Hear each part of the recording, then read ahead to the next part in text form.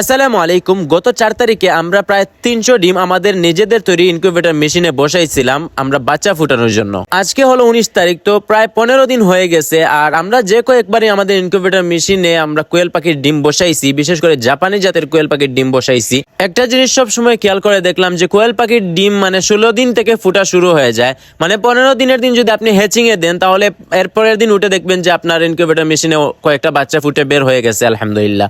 তো আমরা বেশিরভাগ ক্ষেত্রে এরকম 15 নম্বর দিনে আমরা হ্যাচিং এ দেই, 16 নম্বর দিনে এসে দেখি যে বেশ কয়েকটা বাচ্চা ফুটে বের হয়েছে, আর 17 দিনের মধ্যেই সব সম্পূর্ণ বাচ্চা একদম ফুটে বের হয়ে যায়। তো এবারও তার ব্যতিক্রম কিছু করিনি। এবারও আমরা 15 নম্বর দিনে মানে আজকে 19 তারিখে আমরা হ্যাচিং এ বসাইছি। আশা আছে 20 তারিখে আমরা বাচ্চা পেয়ে যাব ইনশাআল্লাহ, যদি আল্লাহ পাক আমাদের রিজিকে রেখে থাকেন। তো এর মধ্যে আরো একটা কথা আপনাদেরকে বলে রাখি, আপনারা অনেকেই আমাদেরকে জিজ্ঞেস করেন যে ভাই আপনাদের লোকেশনটা কোথায় বা আপনাদের ফার্মটা কোথায়।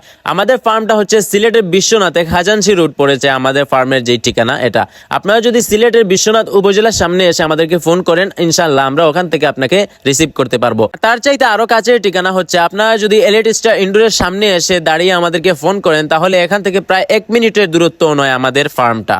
যাই হোক, আপনারা যারা আমাদের সাথে যোগাযোগ করে রেখেছিলেন জাপানি কোয়েল পাখির বাচ্চা যদি আমাদের ইনকিউবেটর মেশিন থেকে বের হয় তাহলে আপনাদেরকে জানাতে, তো আমরা আপনাদেরকে জানাচ্ছি ইনশাআল্লাহ আগামীকালকে হয়তো বা বাচ্চা ফুটে বের হইবে।